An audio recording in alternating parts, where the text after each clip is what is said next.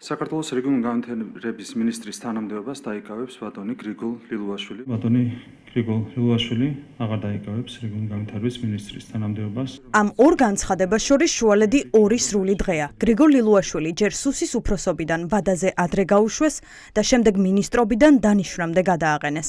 აღმოჩნდა, რომ ივანიშვილმა ყველაზე სანდო და ყველაზე ინფორმირებული პირი პროცესებიდან ჯერჯერობით მთლიანად ჩახსნა.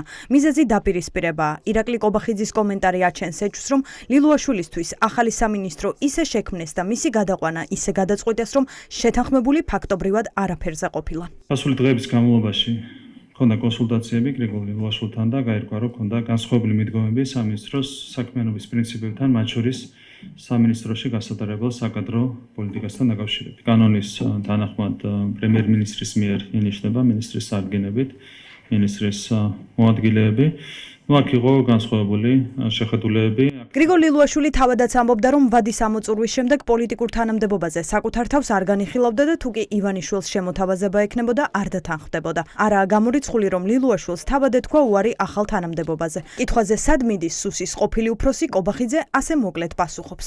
ამასთან დაკავშირებით თავად ბატონი გრიგოლი მოგახსენებთ, ჯერჯერობით ეს არის რაც შემიძლია გითხრათ. ლილუაშვილი ივანიშვილის ნდობით აღჭურვილი პირია. ის არც ამერიკული და არც ბრიტანული სანქციების ქვეშ არ მოხვედრილა. ბოლომდე ინარჩუნებდა კავშირებს შტატებთან. საჯარო წყაროებში არსებული ინფორმაციით ამერიკაში ვიზიტითაც იყო ჩასული. როგორც პოლიტიკურ წრეებში მაშინ ვარაუდობდნენ, ის ივანიშვილმა კონკრეტული მიზნით გაუშვა. გაირკვია, რას უპირებდნენ ოლიგარქს ამერიკელი პარტნიორები. რა მოხდა მასსა და ივანიშვილს შორის ალბათ მალე გამოჩნდება, თუმცა ორდღიანი საკადრო ცვლილება გარე დამკვირვებლებისთვის ცხადს ხდის, რომ ოცნებაში ქაოსია და ეს შესაძლოა იყოს სანქციების ეფექტიც.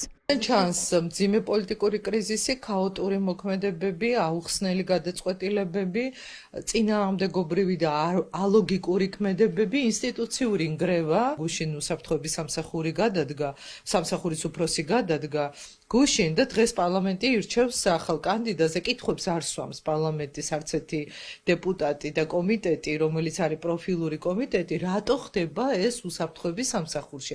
ან ის რატო წავიდა, ვინც წავიდა, ან ის რატო მოვიდა, ვინც დასვეს. ან კობახიძემ არ მოინდომა, რომ ლილუაშვილი შესულიყო მის კაბინეტში. ან უბრალოდ ლილუაშვილისთვის ვიყო აი ეს როტაცია ღირსების შემლახავი. შინაარსობრივად ბიძინა ივანიშვილი ერთპიროვნულად იღებს ამ გადაწყვეტილებებს და ამ გადაწყვეტილებებს არგებს იმ მაგიდას, სადაც ხედანის ადამიანები რეალურად რომლებიც მართავენ ამ ქვეყანას და არა ვთქვათ კობახიძე და მისი სამთავრობო გუნდი. ბიძინა ივანიშვილი ზოგადად ძალიან ეჭვიანი ადამიანია და რაც კიდე უფრო მეტად უჭერს და ცდილობს ხელისუფლების ძალადობით შენარჩუნებას, მისი ეჭვიანობის ხარისხი კიდე უფრო იზრდება. შეიძლება რაღაცა უცებ რაღაც არ მოეწონოს ადამიანს, ვერ გეტყვით, ფაქტია რომ მოიშორეს. ამ ეტაპზე ასე ჩანს. ლილუაშვილის ნაცვლად უსაფრთხოების სამსახური დღეს ოფიციალურად ჩაიბარა ანრი ოხანაშვილმა. ის ქართულ ოცნებაში ირაკლი კობახიძის კადრია. ეს უკანასკნელი სავარაუდოდ საკუთარ კადრს დანიშნავს აჭარის მთავრობის მეთაურის პოსტზეც, რომელიც ამ დილით თორნიკე რიჟვაძემ დატოვა. Facebook პოსტით გადამდგარი რიჟვაძე ოფიციალურ მიზეზს არ ასახელებს. ფაქტია, რომ სამთავრობო შემადგენლობა ღარიბაშვილის კადრებისგან თავისუფლდება და ცხადია ისიც, რომ ამ ტიპის გადაწყვეტილებებს ივანიშვილის გარდა არავინ იღებს. მან მიიღო ეს გადაწყვეტილება. დიდი ალბათობით დღეს წარვადგენთ პრეზიდენტთან ერთად ახალ კანდიდატურას, გვაქვს ამასთან დაკავშირებით პრეზიდენტთან კონსულტაციები, ასევე შეასრულა კანდიდატთან კონსულტაციები. საკადრო ცვლილებები არის ჩვეულებრივი პროცესი, ზოგადად რა თქმა უნდა შესაძლებელია, დანარჩენ საზოგადოება გაიგებს, რომ სამინისტრო დადგა. არავის არაფერს ეკითხება, ყველაფერი მიმართულია მხოლოდ იმისკენ, რომ ერთმა კაცმა ბიძინა ივანიშვილმა შეინარჩუნოს ძალაუფლება და პოლიტიკური პასუხისმგებლობა თანამდებობაზე მყოფი პირების საერთოდაც უარ არსებობს რიჟვაძის განცხადებიდანაც კარგად ჩანს. ეს ხდება მაშინ, როდესაც რაიმე პრობლემა აქვს რეჟიმს და რეჟიმს ახლა აშკარად აქვს პრობლემა შიშები, ოლიგარქიული შიშები სანქცირებისა, აი ეს არის აი ამ კლანური დაპირისპირების შედეგი. არც ერთი მინისტრი არ არსებობს ამ ქვეყანაში, არც ერთი დეპუტატი არ არსებობს, არც ერთი ავტონომიური რესპუბლიკის თავმჯდომარე არ არსებობს, რომელიც რაღაცა ავტონომიურობის ნიშნებს შეიძლება ატარებდეს. ერთადერთი სუვერენი ამ ქვეყანაში, რომელიც გადაწყვეტილებებს იღებს, თავისი ჩრდილოვანი კაბინეტი deep state-ით მართავს ამ ქვეყანას და მათ შორის კორუფციაზე ცანთებს მწვანეს, არის რა თქმა უნდა ბიძინა ივანიშვილის. ის რომ ქვეყნის მართვის ყველა რგოლზე კონტროლს ირაკლი კობახიძეს ანდობენ, შემთხვევითი არ გონიათ ექსპერტებს, რომლებიც არ გამორიცხავენ, რომ საკადრო ცვლილებები ბოლოს კობახიძის გადაყენებით დასრულდეს.